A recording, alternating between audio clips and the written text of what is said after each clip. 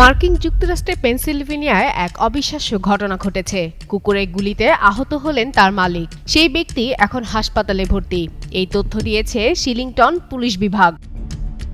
পুলিশের বরাত দিয়ে নিউ ইয়র্ক টাইমস জানায়, মঙ্গলবার রাত 11:15টার দিকে গুলিবিদ্ধ একজন মানুষের খবর আসে। 53 বছর বয়সী এই মানুষটির পিঠে গুলি আঘাত ছিল।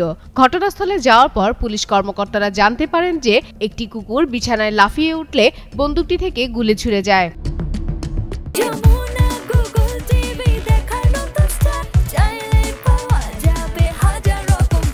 পুলিশ ঘটনাস্থলে গিয়ে তাকে মেঝেতে পড়ে থাকা অবস্থায় পায়। তখন তার জ্ঞান ছিল।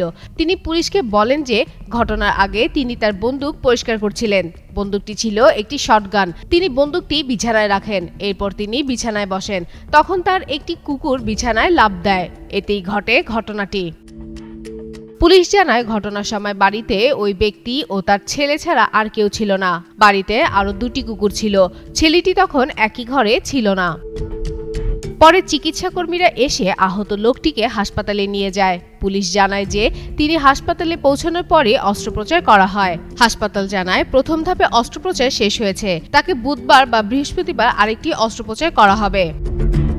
তবে আঘাতের বর্তমান অবস্থা জানা যায়নি। পুলিশ এও জানায় যে ঘটনাটি আপাতত দুর্ঘটনা মনে হচ্ছে, তবে তদন্ত এখনো চলছে। ফাতেমা ফাতেহ জান, যুগান্তর নিউজ।